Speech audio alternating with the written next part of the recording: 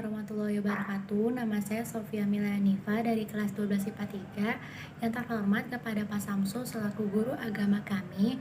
Pada kesempatan kali ini saya akan mempresentasikan hasil PowerPoint yang telah saya buat yang berjudul Kodo dan Kodar. Yang pertama saya bahas yaitu beriman kepada kodo dan kodar. Nah, teman-teman tahu nggak sih kodo dan kodar itu rukun iman yang keberapa? Kodo dan kodar merupakan rukun iman yang keenam. Dan beriman kepada kodo dan kodar berarti kita tuh yakin bahwa adanya ketetapan atau takdir yang telah ditetapkan Allah untuk setiap manusia atau umatnya yang bersifat kekal atau tidak bisa diubah lagi.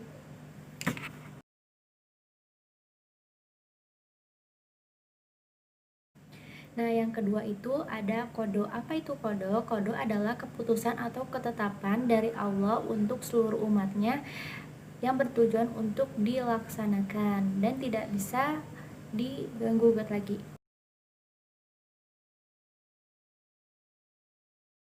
Yang ketiga itu ada kodar. Apa itu kodar? Kodar adalah suatu rencana yang telah diberlakukan Allah untuk umatnya.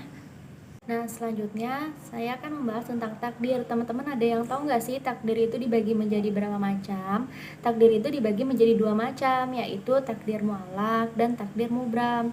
Takdir mu'allaq adalah suatu takdir yang masih bisa diubah lagi. Misalnya nih, ada temen yang di kelasnya itu kayak males, dalam artian kurang lah di kelasnya.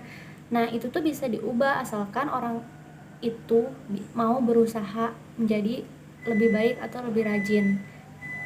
Yang kedua itu ada takdir mubram, teman-teman. Teman-teman tahu nggak sih takdir mubram itu apa? Takdir mubram adalah suatu takdir yang telah ditetapkan Allah dan tidak bisa diubah-ubah lagi. Misalnya jodoh, rezeki, kematian, itu tuh udah ada skenarionya dan nggak bisa diubah lagi. Sikap apa aja sih yang mencerminkan beriman kepada kodo dan kodar? Nah, yang pertama, berhusnuzon bahwa semua itu berasal dari Allah. Kita sebagai umat manusia hanya bisa tawakal atas apa yang telah diberikan. Jangan lupa berdoa dan berusaha. Nah, yang kedua itu berintrospeksi diri atau selalu berusaha memperbaiki diri untuk menjadi pribadi yang lebih baik.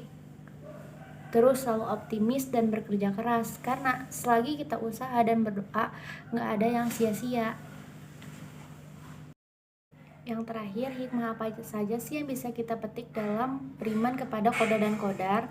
Nah, yang pertama itu meningkatkan ketakwaan. Yang kedua, menimbulkan sikap terpuji, yaitu kita bisa lebih tawakal dan ikhlas serta ridho atas ujian serta cobaan yang dikasih Allah, bahwa semuanya itu nggak ada yang di luar batas kemampuan teman-teman. Setelah kita berdoa, berusaha, pasti semua itu bisa teratasi dan menjadi pribadi yang lebih optimis untuk menjadi pribadi yang lebih baik di setiap harinya. Nah, selanjutnya saya akan membahas tentang takdir. Teman-teman ada yang tahu nggak sih takdir itu dibagi menjadi berapa macam? Takdir itu dibagi menjadi dua macam, yaitu takdir mu'allaq dan takdir mubram. Takdir mu'allaq adalah suatu takdir yang masih bisa diubah lagi. Misalnya nih, ada temen yang di kelasnya itu kayak males, dalam artian kurang lah di kelasnya. Nah, itu tuh bisa diubah asalkan orang itu mau berusaha menjadi lebih baik atau lebih rajin.